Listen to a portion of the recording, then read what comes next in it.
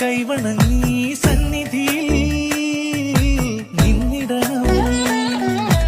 ഭരതനെ ലക്ഷ്മണനെ തൊഴുതു വന്നങ്ങകലെ പായമ്മൽ കാവിലും പോന്നിടണേ.